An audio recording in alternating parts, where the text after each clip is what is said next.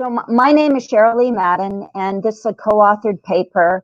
And my co-author is Alexia Rodriguez-Ariels from UBC in the statistics department.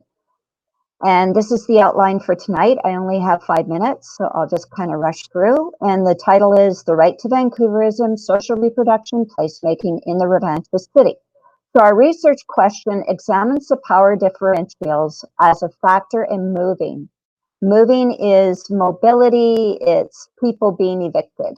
Has the pandemic disproportionately affected women in the low-paying service-driven industry who are the working poor?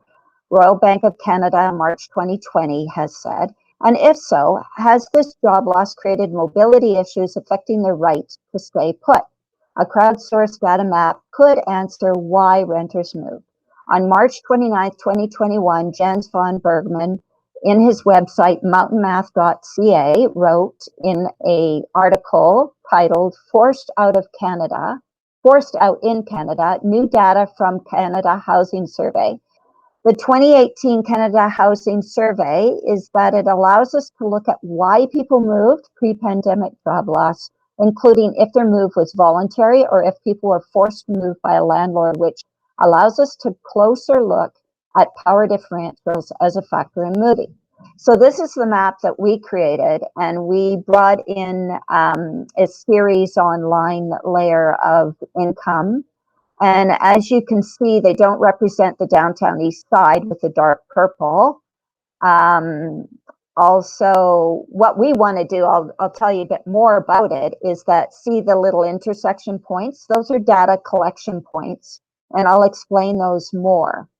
So this is like, we don't have the map yet. We don't have the data because all of the data ends in 2018 and the next census won't be out for years from now.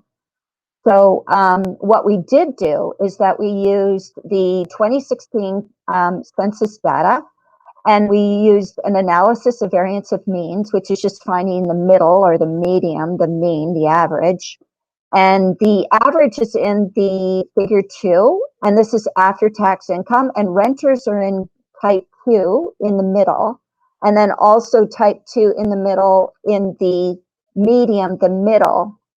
And you can see that renters' income cannot meet the 30% rule. They are the lowest of the 3 groups, and that rule means that no more than 30% of your income should go towards rent. So our proposal is that renter sweat equity, and I'll explain that later, halts the continual deterioration displacement life cycle. So sweat equity is now in use by renters like me who have formed a social reproduction network of sweat equity.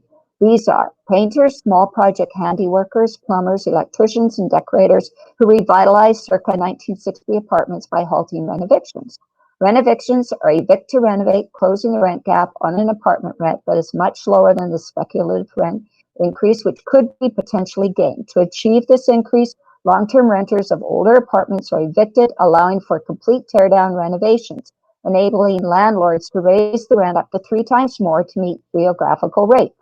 A crowdsourced renter data could hold a mirror up to society. If we get detailed microdata, it allows us to infer displacement, finding out those reasons why renters move. And the Kitsilano vacancy rate by Canada Mortgage and Housing 2019 survey shows that it's at 0.6%, so that's less than 1%. The coronavirus crisis gives us an opportunity to use the public purse to shift our economy toward greater equity and sustainability. So we'd like to shift our economy towards greater equity and sustainability by providing immediate support for those the coronavirus is hitting the hardest, the sick and those who care for them, as well as the workers who lose jobs and income. But we can't afford to stop there. We need, in effect, a reverse shock doctrine. Naomi Klein, Democracy Now! 2020 said. Our predecessors were able to beat back plutocracy, creating a wealthy middle class.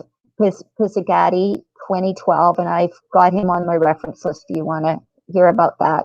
And plutocracy is really the wealthy elite. So we could change it back to get another strong middle class.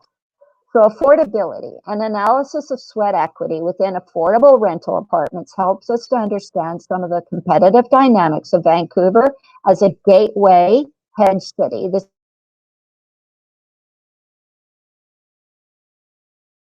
working class renters to find affordable housing. Why not use this crisis to rewrite the eviction enabling statutes that let corporate landlords enrich themselves at the expense of vulnerable families in the first place, Klein said.